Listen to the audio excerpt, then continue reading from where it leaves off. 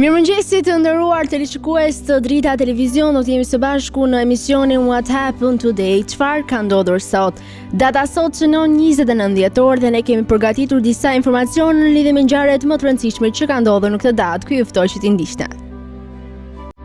29 dhjetori është dita e 363 e kalendarit gregorian, kështu që deri në fund të vitit ka mbetur edhe 2 ditë. Ngjarje 1911 Mongolia shpalli pavarësinë. Lindje 1800 Lindi Charles Goodyear, shpikës amerikan. 1808 Lindi Andrew Johnson, presidenti 17 i SBA-s. Vdekje 1911 Vdiq Joseph Pulitzer, gazetar dhe publicist amerikan. 1924 Vdiq Carl Splitter, poet zvicerian, nobelist. 1926 Vdiq Rainer Maria Rilke, shkrimtar austriak. 1981 Vdiq Miroslav Griesha, letrar dhe enciklopedist kroat.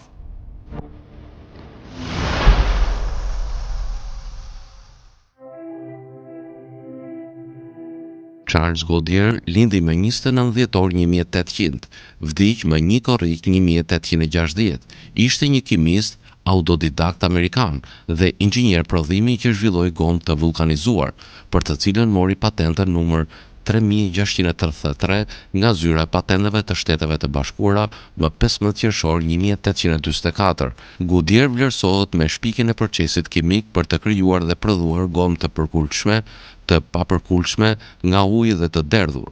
Zbulimi i procesit të vulkanizimit nga Goodyear pasoi pas 5 vjet krikime për një gomë më të qëndrueshme dhe ngecje mbi efektivitetin e ngrohjes pas Thomas Hancock. Zbulimi i tij nisi dekada të prodhimit të suksesshëm të gomës në luginën e poshtme Naugatuck në Connecticut, pasi goma u adoptua në aplikime të shumta, duke përfshirë këpucët dhe gomët. Kompania Goodyear Tyre and Rubber është emëruar sipas tij, edhe pse jo e themeluar për ti. Goodyear vdiq me 1 korrik 1860, ndërsa po udhtonte për të parë vajzën e tij që po vdiste. Pasi mbërriti në New York, ai u informua se ajo tashmë kishte vdekur. Ai u rrëzua dhe u dërgua në hotelin Fifth Avenue në New York City, ku vdiq në moshën 59 vjeçare. Në 1898, pothuajse 4 dekada pas vdekjes së tij, dhe Goodyear Tire and Rubber Company u themelua dhe u emëruar pas Goodyear nga Frank Seilberg.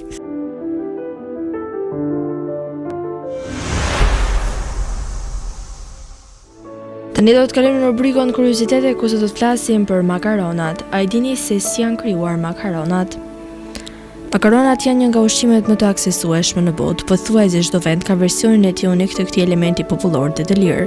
Në Gjermani dhe Hungari kanë speciale spicëll, në Greqi është orzo, në Poloni ata gëzojnë pierogi si xhepi. Dhe në Amerikë makaronat përgatiten dhe shërben njësoj si në Itali me përjashtimin e spagetit dhe qofteve të cilat janë tërësisht amerikane.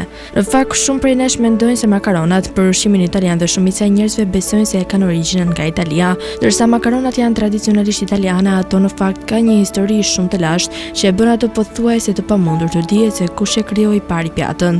Historia e makaronave është e vështirë të gjurmohet për disa arsye. Vetë fjala përkthehet nga ngjit në italisht. Kjo është një referencë për brumin, i bërë nga një kombinim i miellit dhe ujit ose vezëve, të gjithë përbërës së thjeshtë që kanë qenë rreth rrotull për shekuj. Kjo e bën të vështirë dallimin e makaronave nga pjatat e tjera të lashta të bëra nga të njëjtit përbërës. Veç kësaj, me që makaronat kanë qenë prej kohësh një ushqim i njerëzve të thjeshtë, nuk është marrë aq vëmendje sa ushqimet më ekstravagante.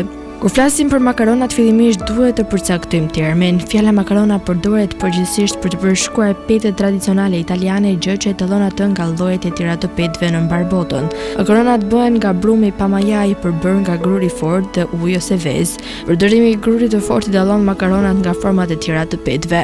Përmbajtja e lartë e glutenit ose lagështia e ulët e grurit të fortë bën atë të përshtatshme për prodhimin e makaronave. Brumi i grurit të fortë shtypet në fletë, pritet në forma të ndryshme dhe gatuhet përpara se të shërbehet. Ndërsa ne mendojmë për makaronat si një ushqim kulturalisht italian, ka të ngjarjet pasardhë si petëve të lashta aziatike, të quajtura ndryshe noodles. Një besim i zakonshëm për makaronat është se ato u sollën në Itali nga Kina, nga Marco Polo gjatë shekullit të 13. Në librin e tij Udhëtimet e Marco Polo ka një pasazh që përmendet shkurtimisht prezantimi i tij me një bim që prodhonte miell, ndoshta një pemë buke. Kinezët e përdorën këtë bim për të krijuar një vakt të ngjashëm me mielin e Elbit. Në vaktin e përmendur, polo i ngjashëm me Elbin u përdor për të bërë disa pjata të ngjashme me makarona, duke përfshirë një të përshkruar si lasagna. Megjithëse teksti origjinal i polo nuk ekziston më, libri mbështetet më shumë në tregimet nga autorë dhe ekspertë ndryshëm. Kjo e kombinuar me faktin se makaronat tashmë përfitonin popularitet në zona të tjera të Italisë gjatë shekullit të 13, e bën shumë të pamundur që Marco Polo të ishte i pari që i prezantoi makaronat në Itali. Noodles ekzistonin në Azi shumë kohë përpara udhëtimit të Polos në Kinë. Arkeologët besojnë se Azia qendrore është zona e parë që ka prodhuar petë mijëra vite më parë. Nga Azia ju udhëtoi drejt perëndimit. Mënyra se si arriti në Europë është e paqartë, megjithëse ka shumë teori. Disa besojnë se arabët nomad janë përgjigjës për sjelljen e formave të hershme të makaronave drejt perëndimit. Pasi arriti në mesdhe, procesi u rafinua dhe gruri i fortë, por përbërësi i zgjidhur për mielin e makaronave për shkak të përmbajtjes së lartë të glutenit dhe jetëgjatësisë së gjatë. Kur makaronat e grurit të fortë tahen, ato zgjasin pavundësisht, duke e bërë atë një ushqim shumë të përshtatshëm për të ruajtur. Me kalimin e kohës, për shkak të përballueshmërisë, jetëgjatësisë dhe shkatësisë së makaronave, ato u rrënjosën fort në kulturën italiane. Klima e ngrohtë mesetare e Italisë është e përshtatshme për rritjen e perimeve dhe barishteve të freskëta, që do të thotë se italianët mund të bëhen krijues me një shumëllojshmëri të shijshme salcash makaronash. Salcat me bazë domate u shfaqen si një plotësues i preferuar i makaronave, dhe domatet mbeten përbërësi më popullor në salca e makaronave edhe sot. Kolonizatorët e hershëm spanjoll ishin ndër të parë që sollën makarona në Amerikë. Besonin ose jo, ishte Thomas Jefferson që ndihmoi për t'i dhënë makaronave një shtytje fillestare drejt popularitetit. Gjatë një qëndrimi të zgjatur në Paris nga 1784 në 1789, Jefferson hëngri ato që ai quante makarona. Në atë kohë fjala mund t'i referohej çdo formë makarone. Ai shumë shihoi pjatën sa u kthye në Amerikë me 2 kuti në krah. Për furnizimi i tij mbaroi, ai dërgoi për forcime nëpërmjet një shoku të tij nga Napoli. Gjatë fundit të shekullit të 19, kur një grup i madh emigrantësh u zhvendosën nga Italia në Amerikë, shumica nga Napoli, makaronat u bën një ushqim i zakonshëm në atë shtet, dhe që atëherë amerikanët filluan t'i konsumonin makaronat. Sot makaronat zakonisht gatuhen duke zier brumin. Dëshmia e parë e zierjes së makaronave vjen nga Talmudi i Jeruzalemit. Talmudi përfshin një diskutim nëse brumi i zier duhet të konsiderohet apo jo buk pamaja sipas ligjit hebre. Makaronat ka të ngjartë jenë zier përpara se të shkruajë Talmudi, por kjo është referenca e parë e tekstit për metodën e gatimit. Amerikanët janë të njohur me makaronat e thata të importuara nga Italia. Makaronat e thata zakonisht bëhen nga bullkuri ose gruri i pastër i fortë. Bullkuri nuk është tepër absorbues, gjë që krijon makaronat të shkëlqyera në stilin al dente. Gjithashtu ka një gjatësi të gjatë, ndryshe nga makaronat e freskëta. Makaronat janë për të gjitha qëllimet një ushqim komod. Një nga cilësitë e tyre më ngushëlluese është se sa pak ka ndryshuar gjatë shekujve. Ende bëhet me të njëjtat përbërës dhe preparate thelbësore që ka qenë që nga lashtësia. Kur ha makarona, mund të jemi të sigurt për gjasat që paraardhësit dhe pasardhësit e pasardhëve tanë kanë ngrënë diçka të ngjashme. Makaronat me historinë e saj të gjatë dhe multikulturore janë një lidhje kulinare me të kaluarën tonë. Tani do të kalojmë në rubrikën edhe shëndeti. Fistako ose pistakët janë disa nga frutat e thata më të preferuara nga njerëzit. Fistakët rriten në klim të ngrohtë. Këto kultivohen në shkallë të lartë në SBA, Iran, Siri, Turqi dhe Kinë. Pistakët përmirësojnë funksionin e zemrës. Studimet e fundit kanë treguar se konsumimi i tyre çdo ditë parandalon shfaqjen e sëmundjeve kardiovaskulare. Ato janë shumë të mira edhe për njerëzit që vuajnë nga hipertensioni, sepse rregullojnë nivelet e presionit të gjakut. Përmbajnë yndyrra të shëndetshme për përdorim ditor, rregullojnë nivelet e kolesterolit. Pistakut kanë një burim të mirë substancash të cilat thithin kolesterolin e keq. Ato janë të pasura me proteina bimore dhe do të ishin një burim shumë i shkëlqyer proteinash për vegetarianët. Pjesa e konsumueshme ka vlera të larta ushqyese pasi përmban 55% yndyrna, 22.5% proteina, 19% karbohidrate, 5.15% ujë dhe 1.9% kripra minerale si kalium, fosfor, kalcium, magnez dhe hekur. Pistakët janë një burim i shkëlqyer i vitaminës E, vitaminës B kompleks të tilla si riboflavin, niacin, thiamin, acid pantotenik, vitamin B6 dhe acid folik. Ato përmbajnë yndyrna të shëndetshme, janë të pasura me hekur. Organizmi e përdor hekurin në shumë procese thelbësore, siç është rregullimi i sistemit qendror nervor dhe qarkullimi i gjakut. Bakri që është natyralisht i pranishëm në pistakët ndihmon në përthithjen e hekurit nga trupi.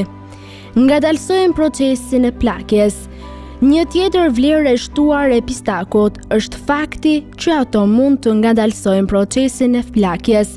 Kjo arrihet falë përmbajtjes së lartë të antioksidantëve që brojnë trupin ndaj dëmeve të shkaktuara nga radikalet e lira.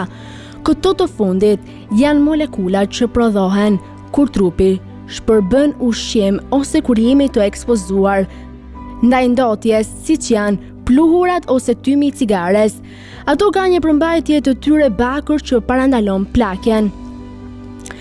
Pistakët përmbajnë lutein që ndihmon syt në filtrimin e rrezeve ultraviolet dhe parandalojnë dëmtimet e retinës dhe shikimit në përgjithësi. Shikimi ynë përkeqësohet me kalimin e moshës dhe luteina është shumë e rëndësishme për syt. Pistakët kanë edhe beta-karoten, të cilën organizmi ynë e kthen në vitamin A, që në vetvete është shumë e mirë për shëndetin e përgjithshëm të syve. Japin energji. Ato janë të pasura për të na dhënë energji. Kanë proteina të cilat organizmi ynë i përdor për të rregulluar indet e dëmtuara. Magnezi tek pistakët përmirëson përdorimin e oksigjenit në favor të djegjes së kalorive dhe rrit nivelet e energjisë. Tani ju ftoj të ndiqni parashikimin e motit në territorin shqiptar. Territori shqiptar për datën 29 dhjetor 2025 do të jetë në ndikimin e masave ajrore të qëndrueshme, duke sjellë mot kryesisht me diell në pjesën më të madhe të vendit, ndërsa vranësira të pakta do të shfaqen her pas here në disa zona të ulësirës. Paraditja do të jetë e kthjellët në të gjitha rajonet, ndërsa pasditja sjell vranësira të lehta lokale pa rreshje. Temperatura minimale pritet të zbresë deri në 0 gradë Celsius në zonat verilindore, ndërsa ajo maksimale do të arrijë deri në 14 gradë Celsius në zonat bregdetare dhe jugore. Gjatë ditës priten rreth 5 deri në 7 orë me diell në shumicën e territorit. Era do të fryejë lehtë nga drejtimi verilindor me shpejtësi 2 deri në 4 metra për sekond. Deti do të ketë dallgëzim të ulët rreth 1 ball. Indeksi ultraviolet për Tiranën më 29 dhjetor 2025 pritet të jetë i ulët rreth 1.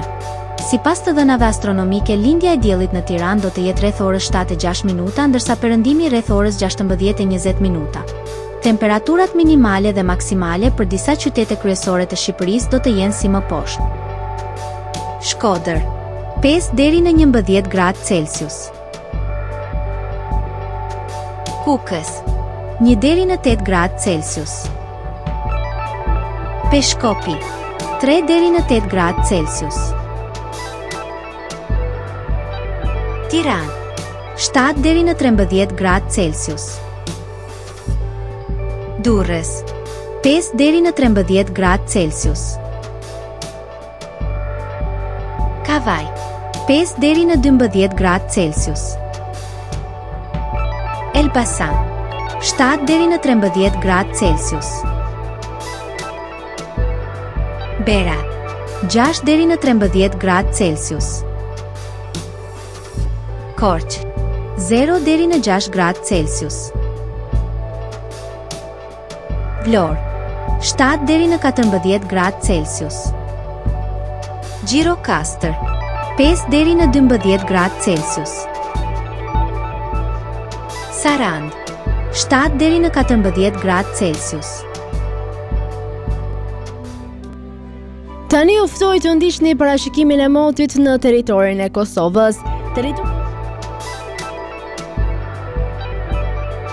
Territori i Kosovës për datën 29 dhjetor 2025 do të jetë në ndikimin e masave ajrore të ftohta, por të qëndrueshme, duke sjellë mot kryesisht me diell në të gjitha qytetet me vranësira të lehta lokale. Paraditja do të jetë e ftohtë dhe e kthjellët, ndërsa pasditja vijon me mot të qëndrueshëm. Temperatura minimale pritet të zbresë deri në -5 gradë Celsius, ndërsa ajo maksimale do të arrijë deri në 8 gradë Celsius. Era do të fryejë lehtë nga verilindja me shpejtësi 2 deri në 3 metra për sekond. Indeksi ultraviolet për Prishtinën do të jetë i ulët rreth 1.